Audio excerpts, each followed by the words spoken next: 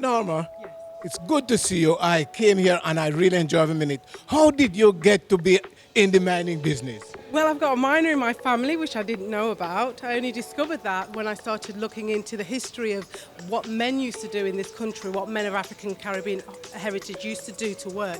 So I discovered I had a miner in my own family, Reverend Gregory, and then I started to meet other miners and get them to talk about their experiences, and it's come together in this fantastic exhibition at the National Coal Mining Museum. I understand you do a lot of work here, and I only knew that I saw a lady there in a photograph with in a wedding, and a little girl beside. I never knew it was you, and it says your mom. Tell me something about your mom. When my mother came here in 1965, my dad came before in 62, and they came from Jamaica, and my mother worked in the NHS for nearly 40 years, and my father worked in the iron industry. So they gave me those photographs to put in the exhibition just to show how they looked beautiful when they first came to the UK, and how, life is, they've survived to tell the tale.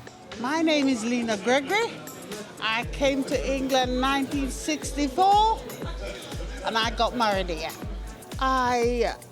Oh my Lord, I don't know what to say about it. I did not know it was there. Looked so nice. Wonderful. The top one, I took that in Jamaica before I came here. And it's wonderful. Oh, it's good. It's good to leave this here for the rest of the time. It's lovely.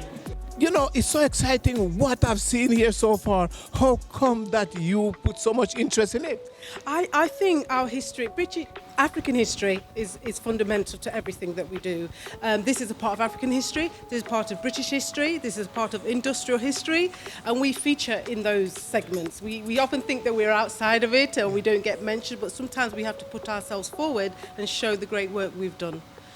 I am so pleased to see so many black miners today. I only learned last week that they were coming, so that's why I got here and able to talk to a few of them, and they are so excited to know that they are recognized now then. What would you like to say on behalf of all the black miners who done this work? Yes, all the miners that have taken part in this project, I want to say a big thank you to them. They've given up a lot of time. We've sat with them personally. They've given personal interviews. They've shared their stories. They've included photographs from their own family archives.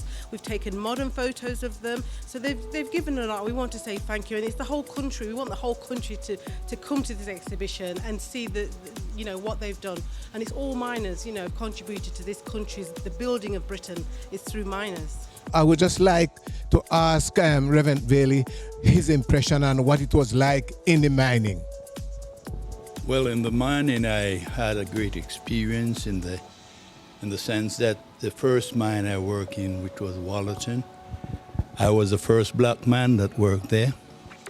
And because of that, the managers took a lot of black people ever since, until, of course, move on from the mine was closed and we had to move on. My job was work as a subcontractor, working for a subcontractor which carry the slurry from pit top to the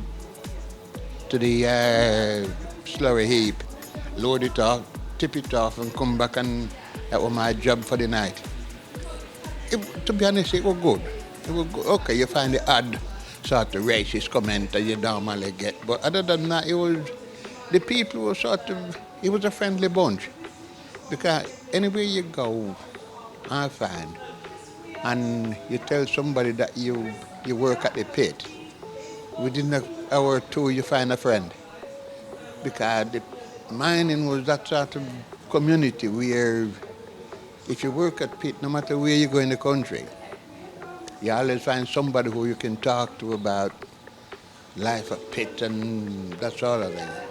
I want to say also my husband was so devoted to the mining industry that many a times he'd come home and say, "Oh, I've got to go back to work." I said, "You've just come back." And sometimes when he was so tired, I had to sit up late at night because he's got an early shift and wake him up so he would be on time. Another thing is, because he was such a devotee to Geglin mine, I had to play football, cricket, take the boys swimming. I did everything. For me, at the colliery I worked, I was the only person of color there, a black person. Obviously, underground we're all black, but I was the only black person there. Now, it had its negatives, that cannot be denied. So it was in 1971. It had a lot of negatives. It also has a lot of positives. But when I heard the term Band of Brothers, my first reaction was, no, there's no such thing as Band of Brothers, because I didn't think of it as a Band of Brothers. But now I reflected on this, I can see it's a Band of Brothers, because you can have the biggest argument with a minor, you call each other all sorts of horrible names, but guess what? If one of us took ill or has an accident, the guy I've just fell out with the first one to come to my aid. And then when you think about that, that's what you call Band of Brothers. It's so intrinsically good. No, personally, what have you got out of this? Well, what I've got out of it is being able to use my energy, strength, motivation, determination to bring the miners together. These are some of the miners here that we've been able to bring together, and many of them haven't seen each other for 20, 30 years since they left mining. This project has brought them together to be family. Not just them, but also their families and the communities as well. Yes? So that's what we've got out of it. Another thing what this project is able to do is produce media. We've worked with Channel 4, BBC, we've worked with lots of newspapers like The Voice, The Guardian, to highlight their stories. So we've been able to produce new media, radio broadcasts, television pieces, newspaper articles, academic journal articles. So we've been able to embed the story of the black miners in history by putting it in books, by putting it on television, by putting it in a film. We've made the Digging Deep film, which people can come and watch here. So that's what we've been able to do. That's what we've produced. I didn't know that banner exists, and to see it filled me with pride. Well, I find this exhibition very, very informative, actually, because I look around and things that I didn't know about miners and the workings of it. I've seen a lot of it here now, and I sort of looked at it and thought, we could have a bit more of this.